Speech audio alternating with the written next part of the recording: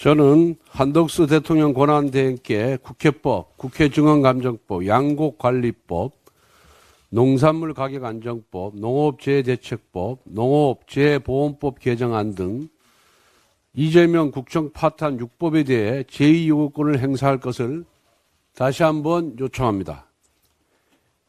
이재명 국정 파탄 6법에 대해 지난 11월 29일 전임 추경호 원내대표가 윤석열 대통령에게 제2요구권 행사를 요청하였고, 지난 13일에는 제가 또다시 제2요구권 행사를 요청했습니다.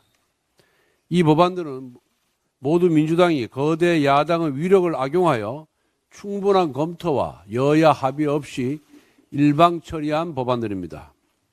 예산안과 예산부수 법안의 자동 부의 제도를 폐지하는 국회법 개정안은 예산안 의결 기한을 12월 2일로 정해놓은 헌법에 정면으로 반합니다. 그리고 나머지 5개 법안 모두 위헌 소지가 높고 법질서 전반에 혼란을 가져오며 막대한 국가재정 부담을 초래할 법안들입니다.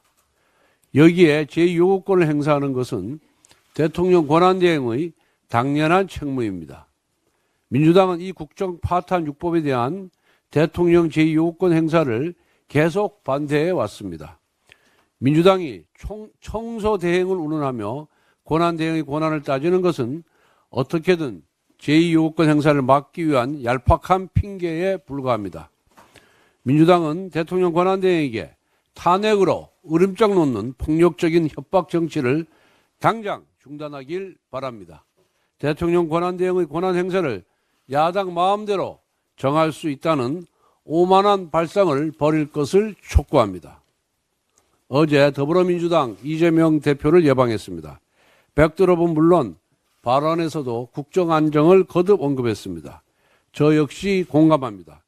그런데 지금 국정안정의 가장 큰 걸림돌이 무엇입니까? 바로 민주당의 탄핵안 무한남발로 인한 정부 기능 마비 사태입니다. 현재 최재해 감사원장, 박성재 법무부 장관 등 총 14건의 탄핵 소추안이 헌법재판소에 계류 중에 있습니다. 여기에 대통령에 대한 탄핵안까지 더해 혼란을 가중시키고 있습니다. 헌법재판소가 14건의 탄핵 소추안을 판결하는데 긴 시간이 필요합니다. 이는 국정 마비 시간이 연장된다는 의미입니다. 탄핵 남발과 국정 안정은 함께 갈 수 없습니다. 정정적인 탄핵 소추안은 처리해 주시기 바랍니다. 아울러 무한 탄핵에 대한 국회 차원의 재발 방지 대책도 필요합니다. 윤석열 정권 출범 이후 민주당은 28건의 탄핵안을 남발했습니다. 국민의원 탄핵으로 국정을 마비시키고 검사 탄핵으로 사법 기능을 마비시켰습니다.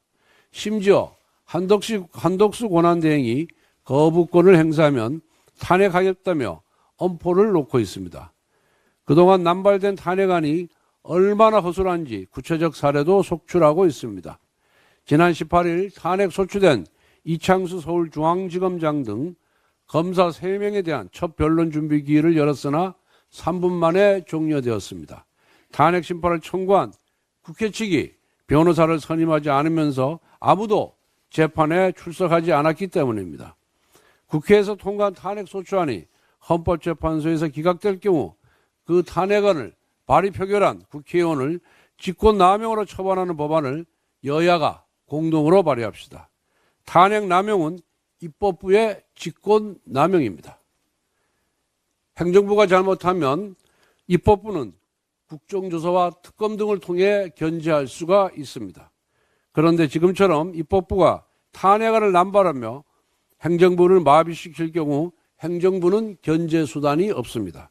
입법 독재를 막고 상권 분립의 원칙을 지키기 위해서라도 정쟁적인 탄핵안 남발에 대한 처벌 규정은 반드시 필요합니다. 민주당은 입으로 국정안정을 외치면서 손으로 탄핵안을 만지작거리는 부조리극을 그만두어야 합니다. 그리고 무한 탄핵의 과오를 성찰하고 그 방지 대책을 함께 세워야 합니다.